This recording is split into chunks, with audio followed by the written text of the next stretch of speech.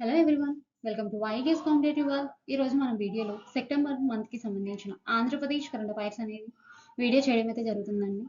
ఆ, వీడియోని పూర్తి వరకు చూడండి. ప్లీజ్ లైక్ చేయండి, షేర్ చేయండి, సబ్స్క్రైబ్ చేయండి. అలానే మన ఛానల్లో every month Andhra Pradesh current affairs video చేయడం అయితే జరుగుతుందండి. ప్రీవియస్ మంత్ ఎవరైనా చూడని వాళ్ళు ఉంటే కింద ట్యాగ్ చేసిన డిస్క్రిప్షన్లో ప్లీజ్ చెక్ ఇట్ అవుట్. అలానే మీకు ఎలాంటి కంటెంట్ కావాలని కింద కమెంట్ సెక్షన్లో కమెంట్ చేయండి. ప్లీజ్ లైక్ చేయండి, షేర్ చేయండి. కొత్త వాళ్ళు కనుక మన ఛానల్ని చూస్తున్నట్లయితే please subscribe to the channel.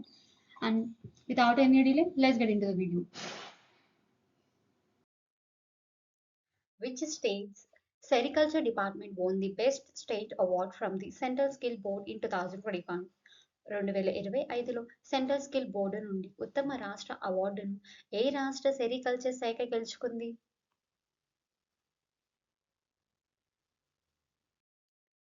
And the answer is option B, Andhra Pradesh. 2025లో సెంట్రల్ స్కిల్ బోర్డు నుండి ఉత్తమ రాష్ట్ర అవార్డును ఆంధ్రప్రదేశ్ సెరికల్చర్ శాఖ గెలుచుకుంది. ఆంధ్రప్రదేశ్ రాష్ట్ర పట్టు పరిశ్రమ శాఖకు ఉత్తమ అవార్డు. ఆంధ్రప్రదేశ్ పట్టు పరిశ్రమ శాఖకు కేంద్ర పట్టు మండలి నుంచి ఉత్తమ రాష్ట్ర అవార్డు లభించింది. బెంగళూరులో సెప్టెంబర్ 20న నిర్వహించిన కార్యక్రమంలో కేంద్రం జౌళి శాఖ సంయుక్త కార్యదర్శి పద్మిని సింగ్లా, సభ్య కార్యదర్శి శివకుమార్, కేంద్ర పట్టు మండలి సభ్యుడు అనంతపురం ఎంపీ అంబిక లక్ష్మీనారాయణ చేతుల మీదుగా రాష్ట్ర ఉద్యాన పట్టు పరిశ్రమ శాఖ సంచాలకుడు బి శ్రీనివాసులు ఈ పురస్కారాన్ని అందుకున్నారు. Why did Andhra Pradesh receive the Scotch Golden Award? ఆంధ్రప్రదేశ్కు స్కాచ్ గోల్డెన్ అవార్డు ఎందుకు వచ్చింది? And the answer is option B, for free coaching to BC unemployed youth for competitive exams. ఆంధ్రప్రదేశ్కు స్కాచ్ SKOCH గోల్డెన్ అవార్డు ఎందుకు వచ్చింది అంటే for free coaching to BC unemployed youth for competitive exams. ఆంధ్రప్రదేశ్కు scotch golden పురస్కారం పోటీ పరీక్షల కోసం BC నిరుద్యోగ యువతకు ఉచిత శిక్షణ అందించినందుకు ఆంధ్రప్రదేశ్ ప్రభుత్వానికి సామాజిక న్యాయ భద్రతా విభాగంలో స్కాచ్ గోల్డెన్ పురస్కారం లభించింది. సెప్టెంబర్ 20న ఢిల్లీలో జరిగిన ఈ కార్యక్రమంలో scotch group chairman Sameer Kochhar, ప్రధానమంత్రి ఆర్థిక సలహా మండలి చైర్మన్ ప్రొఫెసర్ ఎస్ మహేంద్ర దేవులు, రాష్ట్ర బీసీ సంక్షేమ మంత్రి ఎస్ సవితకు ఈ అవార్డును ప్రదానం చేశారు.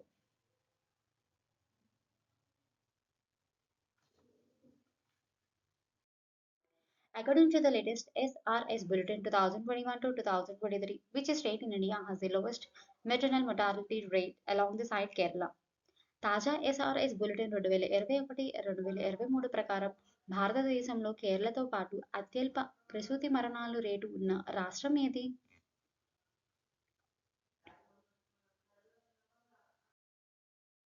And the answer is option B, Andhra Pradesh. తాజా ఎస్ఆర్ఎస్ బులెటిన్ 2021-2023 ప్రకారం భారతదేశంలో కేరళతో పాటు అత్యల్ప ప్రసూతి మరణాలు రేటు ఉన్న రాష్ట్రం ఆంధ్రప్రదేశ్. First Kerala, second Andhra Pradesh. రాష్ట్రంలో మాతృ మరణాలు గతంలో పోలిస్తే తగ్గాయి. దేశంలోనే మాతృ మరణాలు తక్కువగా ఉన్న కేరళ రాష్ట్రం సరసన ఆంధ్రప్రదేశ్ రాష్ట్రం నిలిచింది. తాజాగా కేంద్ర జనగణన విభాగం శాంపిల్ రిజిస్ట్రేషన్ సిస్టమ్ ఎస్ఆర్ఎస్ ద్వారా ప్రసూతి మరణాలపై ప్రత్యేక బులెటిన్ 2021-2023 విడుదల చేసింది. ఐక్యరాజ్య సమితి లక్ష్యాలకు అనుగుణంగా మాతృ మరణాలు రేటు 70 కంటే తక్కువ ఉండాలి. దేశవ్యాప్తంగా ఎంఎంఆర్ ప్రతి లక్ష జనాభాకు మాతృ మరణాలు సగటుగా 88గా నమోదయ్యాయి. ఎంఎంఆర్ రేటు అత్యధికంగా ఒడిశాలో 153 ఉంటే అత్యల్పంగా ఆంధ్రప్రదేశ్, కేరళలో 30 చొప్పున నమోదైంది. ప్రసూతి మరణాల రేటు ప్రతి 1000 మందిలో అత్యధికంగా బీహార్, ఛత్తీస్గఢ్లలో 10 చొప్పున ఉంటే అత్యల్పంగా కేరళలో 1గా నమోదైనట్లు తాజా నివేదికలలో పేర్కొన్నారు.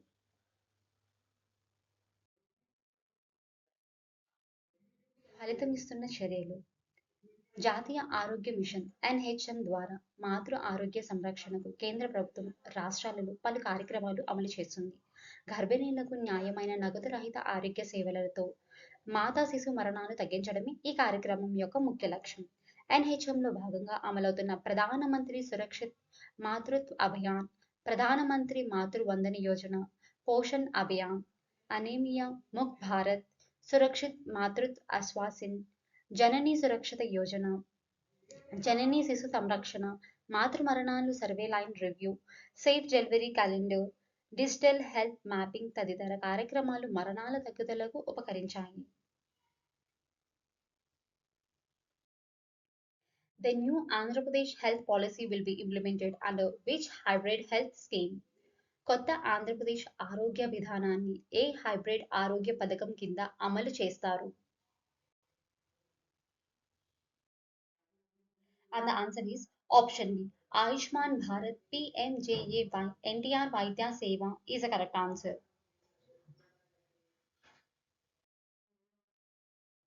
సరికొత్త ఆరోగ్య విధానం రూపకల్పనకు ప్రభుత్వం నిర్ణయం. ఆంధ్రప్రదేశ్ రాష్ట్రంలోని పేదలకు 25 లక్షల వరకు ఉచిత వైద్య సేవలు అందించే సరికొత్త ఆరోగ్య విధానం రూపకల్పనకు కూటమి ప్రభుత్వం నిర్ణయం తీసుకుంది. ఇందుకు సంబంధించి బీమా కంపెనీల నుండి టెండర్లు ఆహ్వానించేందుకు వీలుగా వైద్య ఆరోగ్య శాఖ ప్రతిపాదనలకు రాష్ట్ర మంత్రిమండలి 2025 సెప్టెంబర్ 4న ఆమోదం తెలిపింది. ప్రధానమంత్రి జన ఆరోగ్య యోజన ఎన్టీఆర్ వైద్య సేవ కింద హైబ్రిడ్ విధానంలో కొత్త ఆరోగ్య విధానం రూపొందిస్తారు. రాష్ట్రంలోని 5 కోట్ల మందికి న్యాయమైన వైద్య సేవలు అందించేందుకు ఈ నిర్ణయం తీసుకున్నట్లు ప్రభుత్వం పేర్కొంది. పేదలకు బీమా ద్వారా 2.50 లక్షల వరకు, 2.50 లక్షల నుండి 25 లక్షల వరకు ఎన్టీఆర్ ఆరోగ్య సేవ ట్రస్ట్ ద్వారా వైద్య సేవలు అందిస్తారు. దారిద్ర్య రేఖకు ఎగువన ఉన్న వారికి 2.5 లక్షల వరకు వైద్య బీమా వర్తిస్తుంది. వర్కింగ్ జర్నలిస్టులు కూడా ఈ పథకంలోకి తీసుకువస్తారు. రాష్ట్రంలో 5 కోట్ల మందికి న్యాయమైన వైద్య సేవలు అందించేందుకు నూతన ఆరోగ్య విధానం తోడ్పడుతుంది. ఉద్యోగుల వైద్య పథకం పరిధిలోకి వచ్చే వారికి తప్ప మిగిలిన వారందరికీ ఈ పథకం వర్తిస్తుంది. 2.5 లక్షల బీమా సొమ్ము మినహా మిగిలిన బీమా కంపెనీయే తొలుత చెల్లిస్తుంది. ప్రభుత్వం రీయింబర్స్ చేస్తుంది. 3,257 రకాల వైద్య సేవలకు ఈ పథకం వర్తింపజేస్తారు. ప్రభుత్వ ఆసుపత్రులలో 324 రకాల వైద్య సేవలకు వర్తింపు. జబ్బుపడిన వారు హాస్పిటల్లో చేరిన 6 గంటలలోపు ఉచిత వైద్యానికి అనుమతి ఇస్తారు. 15 రోజుల్లోగా ఆసుపత్రి బిల్లులు చెల్లిస్తారు. The government of Andhra Pradesh issued orders permitting IBM to set up a quantum computer at Amravati Quantum Computing Center on which date? Amaravati quantum computing సెంటర్లలో క్వాంటమ్ కంప్యూటర్ను ఏర్పాటు చేయడానికి ఐబిఎంకు అనుమతి ఇస్తూ ఆంధ్రప్రదేశ్ ప్రభుత్వం ఏ తేదీన ఉత్తర్వులు జారీ చేసింది?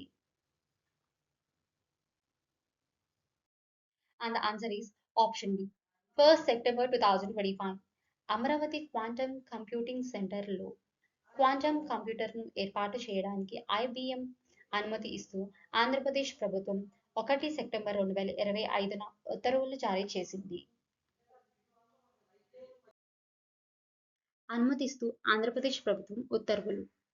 అమరావతి క్వాంటమ్ కంప్యూటింగ్ సెంటర్లలో 133 క్యూబిట్ 5K గేట్ సామర్థ్యం ఉన్న క్వాంటమ్ కంప్యూటర్ ఏర్పాటుకు ఐబిఎం సంస్థకు అనుమతిస్తూ ప్రభుత్వం సెప్టెంబర్ 1న ఉత్తర్వులు జారీ చేసింది.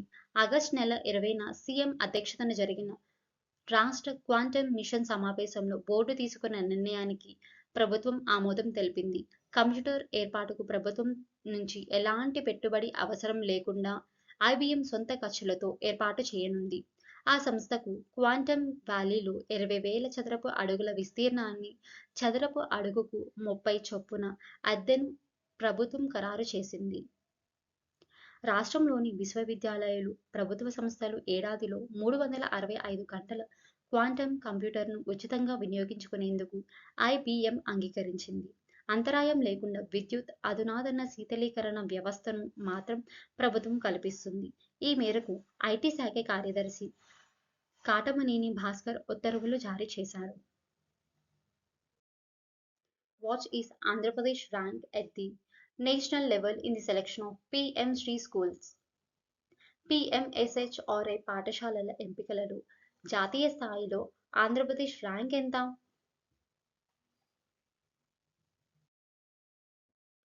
And the answer is option B second. PM Shri పాఠశాలల ఎంపికలలో జాతీయ స్థాయిలో ఆంధ్రప్రదేశ్ ర్యాంకు 2వ స్థానం. పిఎం శ్రీ పాఠశాల ఎంపికలలో ఆంధ్రప్రదేశ్ దేశంలో 2వ స్థానం నిలిచింది. పిఎం శ్రీ పథకం కింద ఆంధ్రప్రదేశ్ 982 పాఠశాలలతో జాతీయ స్థాయిలో ఉత్తరప్రదేశ్ తరువాత 2వ స్థానం గెలుచుకుంది. దక్షిణాదిలో మొదటి స్థానం సాధించింది. ఎంపికైన వాటిలలో 935 రాష్ట్ర ప్రభుత్వ పాఠశాలలు ఉన్నాయి. 47 కేంద్రీయ నవోదయ పాఠశాలలు ఉన్నాయి. కొత్తగా ఎంపికైన 80 పాఠశాలల కోసం 87 కోట్ల విడుదల చేయనున్నారు. మౌలిక వసతులు, ఆధునిక బోధన, ఉపాధ్యాయ శిక్షణ, క్రీడ మరియు వృత్తి శిక్షణ, పర్యావరణ రహిత చట్టం, 20,725 మంది విద్యార్థులకు పరిశ్రమ అనుభవం, ఇంటర్న్షిప్లు లభించేలా చర్యలు తీసుకోనున్నారు. మొబైల్ యాప్ ద్వారా పర్యవేక్షణ జరుగుతుంది. పిఎం శ్రీ అనే పథకం ఎప్పుడు ప్రారంభించారు అంటే సెప్టెంబర్ 5, 2002న ఈ పథకం అనేది ప్రారంభించారు. వ్యయం 27,360 కోట్లు. లక్ష్యం 14,500 నమూనా పాఠశాలల కోసం. Personal Adaptive Learning (PAL) is being implemented in Andhra Pradesh under which scheme? ఆంధ్రప్రదేశ్లో ఏ పథకం కింద పర్సనల్ అడాప్టివ్ లెర్నింగ్ అమలు చేయబడుతుంది? And answer is option B Samagra Shiksha Abhiyan. ఆంధ్రప్రదేశ్లో సమగ్ర శిక్ష అభియాన్ అనే పథకం కింద పర్సనల్ అడాప్టివ్ లెర్నింగ్ అమలు చేయబడుతుంది. పర్సనల్ అడాప్టివ్ లెర్నింగ్ PAL దేశానికి ఆదర్శంగా ఆంధ్రప్రదేశ్ సమగ్ర శిక్ష అభియాన్లో భాగంగా ఆంధ్రప్రదేశ్ 1224 పాఠశాలలు పర్సనల్ అడాప్టివ్ లెర్నింగ్ PAL అమలు చేస్తుంది. 6వ తరగతి నుండి 9వ తరగతి విద్యార్థులకు టాబ్లెట్ల ద్వారా స్వయంచాలిత కంటెంట్ అందించబడుతుంది. గణితం, తెలుగు, ఆంగ్లంలో విద్యార్థి సామర్థ్యానికి అనుగుణంగా అభ్యాసన పద్ధతి ద్వారా ఈ పర్సనల్ అడాప్టివ్ లెర్నింగ్ అనేది రూపొందించబడింది. University of Chicago GIL and central square foundation ఆధ్వర్యంలో ఈ PAL అనేది రూపొందించబడింది. PAL విద్యార్థుల ఇతరులతో పోలిస్తే 2.35 రెట్లు మెరుగ్గా ఉన్నారు. దేశవ్యాప్తంగా 12 రాష్ట్రాల్లో PAL అమలవుతున్న అందుట్లో ఆంధ్రప్రదేశ్ అనేది టాప్. సర్వశిక్ష అభియాన్, రాష్ట్రీయ మాధ్యమిక శిక్ష అభియాన్, టీచర్స్ ఎడ్యుకేషన్ ఈ 3 ప్రోగ్రామ్స్ కలిపి సమగ్ర శిక్ష అభియాన్ ద్వారా ఈ కార్యక్రమం అనేది అమలవుతుంది. SSA, RMSA ప్లస్ TE ఈ 3 ప్రోగ్రామ్ని సింగిల్ ప్రోగ్రామ్గా సమగ్ర శిక్ష అభియాన్గా రూపొందించబడ్డారు. ఇది 2018లో రూపొందించబడింది. PAL ద్వారా విద్యార్థుల వ్యక్తిగత స్థాయికి తగిన కంటెంట్, తక్కువ సామర్థ్యం గల వారికి అదనపు మార్గదర్శకంగా ఉండబోతుంది ఈ PAL programme. The Andhra Pradesh Tourism Department signed an MOU with which organization to promote Mission Life goals? Mission life లక్ష్యాలను ప్రోత్సహించడానికి ఆంధ్రప్రదేశ్ పర్యాటక శాఖ ఏ సంస్థతో అవగాహన ఒప్పందం కుదుర్చుకుంది? And the answer is option B. CESL Convergence Energy Service Limited is the correct answer. Mission life లక్ష్యాలను ప్రోత్సహించడానికి ఆంధ్రప్రదేశ్ పర్యాటక శాఖ CESL Convergence Energy Service Limited అనే సంస్థతో అవగాహన ఒప్పందం కుదుర్చుకుంది. పర్యాటక శాఖకు మిషన్ లైఫ్ మరియు CESLతో భాగస్వామ్యం.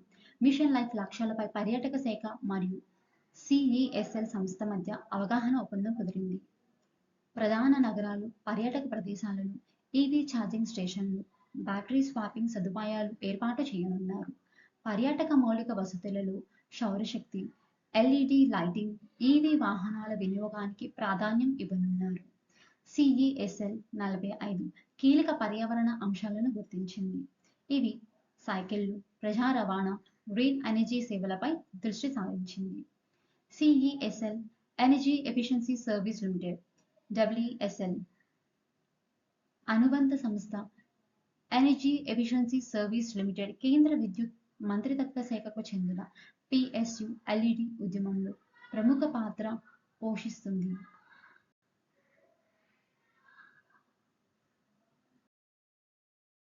IIIT-DM Karnool secured which rank at the World Architecture Festival WAF 2024 in Singapore. సింగపూర్లో జరిగిన వరల్డ్ ఆర్కిటెక్చర్ ఫెస్టివల్ WAF 2024లో IIIT-DM కర్నూల్ ఏ ర్యాంకుని సాధించింది? And the answer is option C, 9th rank. సింగపూర్లో జరిగిన వరల్డ్ ఆర్కిటెక్చర్ ఫెస్టివల్ WAF 2024లో IIIT-DM కర్నూల్ 9వ ర్యాంకు సాధించింది. Kurnool IIIT world architecture festival గుర్తింపు 2024 నవంబర్లో సింగపూర్లో నిర్వహించిన వరల్డ్ ఆర్కిటెక్చర్ ఫెస్టివల్ WAFలో IIIT-DM కర్నూల్ ఇన్స్టిట్యూషన్ కేటగిరీలో 9వ స్థానం సాధించింది.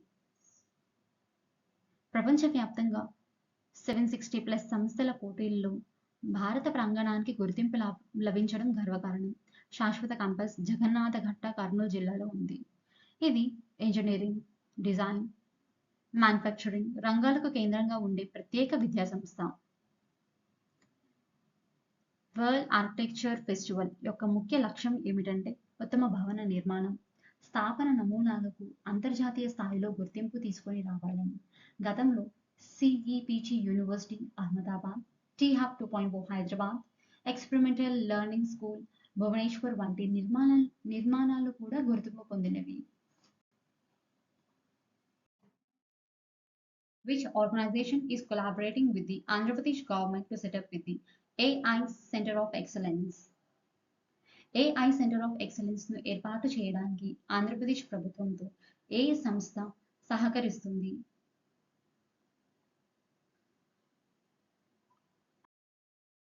And the answer is option B, Tech Bharat Foundation.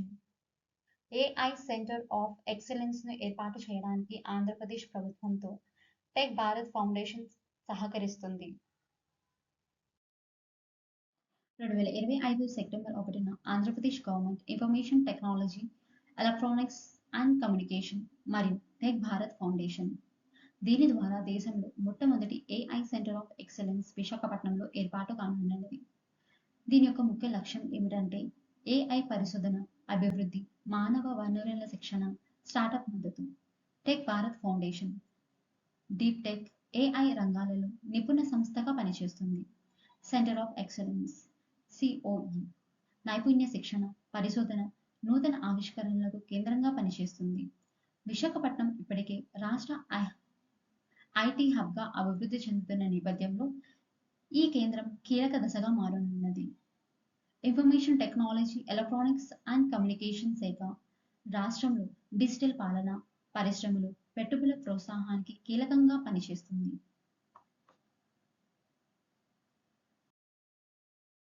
The National Women Empowerment Conference 2025 is scheduled to be held in which city of Andhra Pradesh?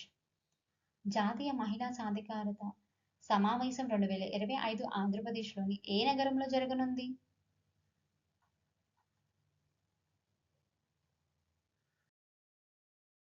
And the answer is option D, Tirupati. జాతీయ మహిళా సాధికార సమావేశం 2025 ఆంధ్రప్రదేశ్లోని తిరుపతిలో జరిగింది.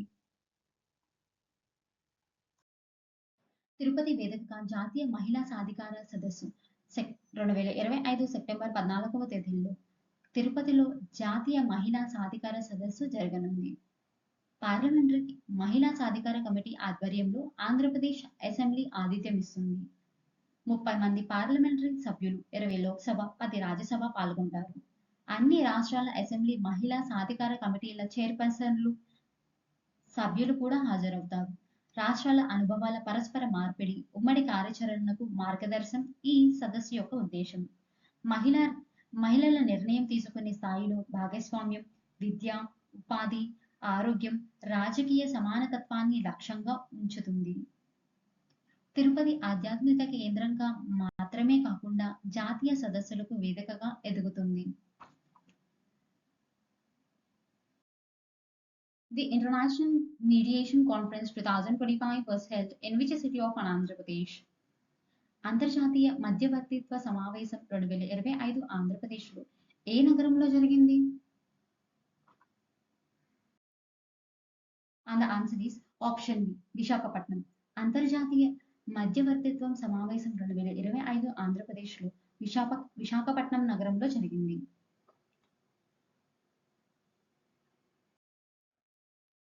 విశాఖపట్నంలో international mediation conference September 5న 2025లో జరిగింది. దీని యొక్క మెయిన్ థీమ్ వచ్చేసి bridging access to justice through techniques, technology and institutions. ఇక్కడ మనకి థీమ్ అనేది ఇంగ్లీష్లో ఇచ్చారు. మళ్ళీ దీన్ని మనం ఇంగ్లీష్ టు తెలుగు అనేది కన్వర్ట్ చేయకూడదు. మనకి థీమ్ ఎలా ఇస్తే మనం అలానే గుర్తుపెట్టుకోవాలి. ఇంగ్లీష్ నుంచి తెలుగు, తెలుగు నుంచి ఇంగ్లీష్ అనేది ఇప్పుడే కాదు ఎప్పుడు కూడా థీమ్ అనేది మనం ట్రాన్స్లేట్ చేయకూడదు. మనకి ఇక్కడ ఇంగ్లీష్లో ఇచ్చారు కాబట్టి ఇంగ్లీష్లోనే గుర్తుపెట్టుకోవాలి. అలానే సుప్రీంకోర్టు న్యాయమూర్తులు జస్టిస్ సూర్యకాంత్ ముఖ్య అతిథి, జస్టిస్ పిఎన్ నరసింహ గౌరవ అతిథిగా పాల్గొన్నారు. AP CM Chandrababu Naidu, AP high court ప్రధాన న్యాయమూర్తి జస్టిస్ జిఎన్ ఠాగూర్ హాజరయ్యారు. ఇతర హైకోర్టు న్యాయమూర్తులు, సీనియర్ న్యాయవాదులు పాల్గొన్నారు. ఆర్గనైజేషన్స్ వచ్చేసరికి Asian centre for international arbitration and mediation ACIAM, CLA, Commonwealth laws association, నిర్వాన్, IAMC పాల్గొన్నాయి. మీడియేషన్ ప్రక్రియపై అవగాహన, సాంకేతిక పరిష్కారాల వివాదం, విదేశీ న్యాయ అనుభవాల అనుసంధానం వంటి అంశాలపై చర్చించుకున్నారు.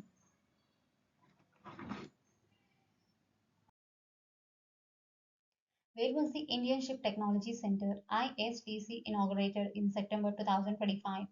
2025 సెప్టెంబర్లో Indian ship technology centre ISTC ఎక్కడ ప్రారంభించబడింది?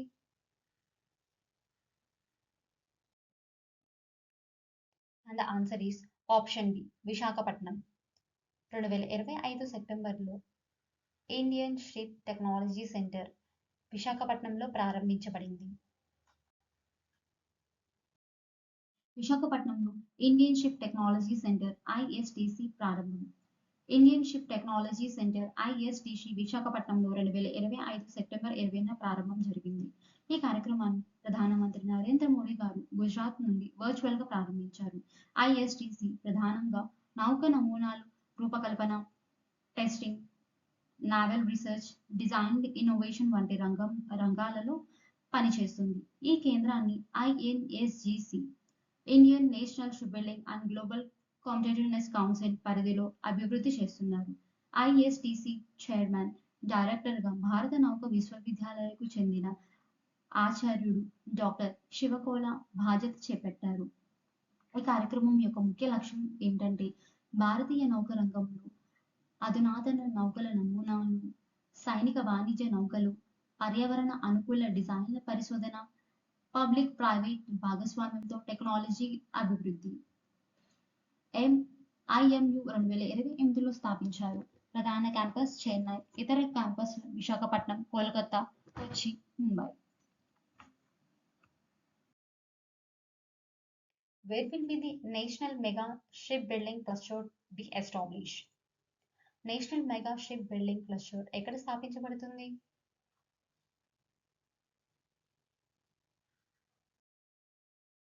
And answer is option C Dugarajapatnam, Nellore. National mega ship building cluster Dugarajapatnam, నెల్లూరులో స్థాపించబడుతుంది. National mega ship building cluster Nellore, ఆంధ్రప్రదేశ్లో జరిగింది. 2025 సెప్టెంబర్ 23న ఆంధ్రప్రదేశ్ ప్రభుత్వం Visakhapatnam port authority VPA Visakhapatnam port అథారిటీతో కలిసి నెల్లూరు జిల్లా దుగ్గరాజపట్నంలో national mega ship building cluster ఏర్పాటు కోసం MOU కుదుర్చుకుంది. ఇది MOPSW ఆధ్వర్యంలో జరిగింది. దీని యొక్క ప్రయోజనాలు ఏమిటంటే భారీ నౌకల నిర్మాణం, మౌలిక వసతులు, స్థానిక ఉద్యోగాలు, సహాయక పరిశ్రమలకు అభివృద్ధి, పోర్ట్ల ఉత్పాదక సామర్థ్యం పెంపు, లాజిస్టిక్ మొదలగు బాధ్యతలు, రాష్ట్ర ప్రభుత్వం భూముల మంజూరు, అనుమతులు, VPA నౌకాశ్రయ సేవలు అనుసంధానం. What is the main purpose of the AI-based Pilikuram ICCC in Tirumala? తిరుమలలో AI ఆధారిత పిల్గ్రిమ్ ఐసిసిసి యొక్క ముఖ్య ఉద్దేశం ఏమిటి?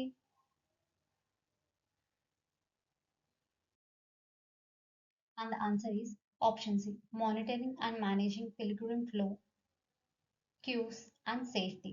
తిరుమలలో ఏఐ ఆధారిత పిల్గ్రిమ్ ఐసిసిసి యొక్క ముఖ్య ఉద్దేశం ఏమిటంటే monitoring and managing pilgrim flow, queues and safety. తిరుమలలో తొలి ఏఐ ఆధారిత pilgrim command control centre. Andhra Pradesh ముఖ్యమంత్రి నారా చంద్రబాబు నాయుడు తిరుమలలో వైకుంఠ క్యూ కాంప్లెక్స్ లో దేశంలోని తొలి ఏఐ ఆధారిత పిల్గ్రిమ్ ఐసిసిసి ప్రారంభించారు. Integrated command and control centre ICCC. దీని యొక్క ముఖ్య ఫీచర్లు ఏమిటంటే ఆధునిక సెన్సర్లు, సీసీటీవీ, డ్రోన్లు, facial recognition, queue management, real time డేటాతో భక్తుల సంఖ్య, క్యూ లైన్, భద్రత, పార్కింగ్ పర్యవేక్షణ. ఈ కార్యక్రమం యొక్క ముఖ్య లక్ష్యం ఏమిటంటే భక్తులకు నిరవధిక వేచి ఉండకుండా సులభ దర్శనం, రద్దీ నియంత్రణ, అత్యవసర సమయంలో వేగవంతం అయిన స్పందన.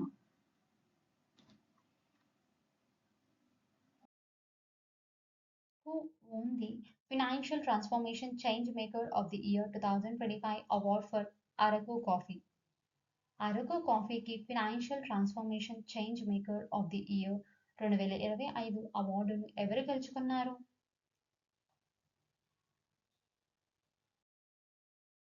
And the answer is option D, Andhra Pradesh Girijan Cooperative Corporation. GCC is the correct answer. Araku కాఫీకి financial transformation change maker of the year 2025 అవార్డును గెలుచుకున్నది ఆంధ్రప్రదేశ్ గిరిజన కోఆపరేటివ్ కార్పొరేషన్. అరకు కాఫీకి change maker of the year 2025 award వచ్చింది. Financial transformation change maker of the year 2025 award Andhra Pradesh గిరిజన సహకార సంస్థ జిసిసిసికి అరకు కాఫీ కోసం లభించింది. అవార్డులు business line change maker award 7వ ఎడిషన్ సెప్టెంబర్ 26, 2025 ముంబైలో జరిగింది. అవార్డు అందజేసిన వారు కేంద్ర మంత్రి హర్షదీప్ సింగ్ పూరి. అందుకున్నది ఆంధ్రప్రదేశ్ గిరిజన సంస్థ కల్పనా కుమారి. అరకు కాఫీ విశాఖపట్నంలో దొరుకుతుంది. అరకులో గిరిజన సాగు చేసే సేంద్రియ అరబికా కాఫీ సహజ రుచి, వాసనతో ప్రత్యేకత. ఆంధ్రప్రదేశ్ గిరిజన సహకార సంస్థ జిసిసి 1956లో స్థాపించారు. ప్రధాన కార్యాలయం విశాఖపట్నం. గిరిజన రైతుల ఉత్పత్తులను మార్కెట్కు చేర్చడం. తాజా mission a cup of change ద్వారా అరకు కాఫీని గ్లోబల్ బ్రాండ్గా నిలబెట్టడం.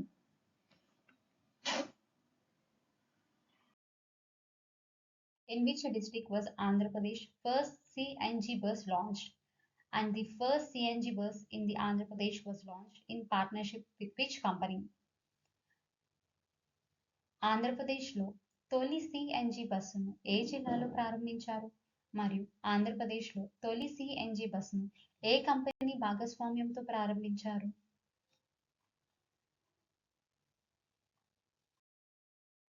And the answer is option C, Chittoor. Think gas.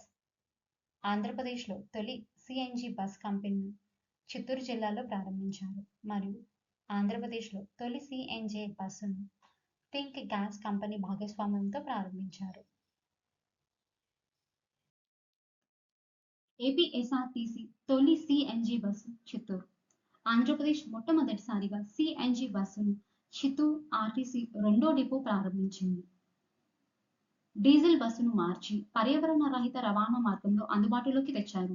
భాగస్వామ్యం థింక్ గ్యాస్. బస్సులో 8 సిలిండర్లు, మైలేజ్ సుమారు 8 కిలోమీటర్ల గ్యాస్. ఈ బస్సు చిత్తూరు వేలూరు రూట్లలో నడుస్తుంది. ఏడాది పాటు ట్రయల్ రన్ అనంతరం విస్తరణపై నిర్ణయ లాభాలు. సిఎన్జి కంప్రెస్డ్ న్యాచురల్ గ్యాస్ పర్యావరణ అనుకూల ఇంధనం, తక్కువ కాలుష్యం, ఇంధనం ఖర్చు, ఆదా. ప్రధాన లాభాలు. ఏపీఎస్ఆర్టీసీ 1958లో స్థాపించారు. ప్రధాన కార్యాలయం విజయవాడ. లాభాలు. ఈ కార్యక్రమం యొక్క ముఖ్య లాభాలు ఏమిటంటే డీజిల్తో పోలిస్తే 80% తక్కువ కాలుష్యం, తక్కువ శబ్దం, పొగ లేకుండా పరిశుభ్రమైన రవాణా. Recently, Andhra Pradesh government received Central Skill Award. What is the main reason behind this? ఇటీవల ఆంధ్రప్రదేశ్ కేంద్ర పట్టు అవార్డును అందించుకుంది. దీని వెనుక ప్రధాన కారణం ఏమిటి?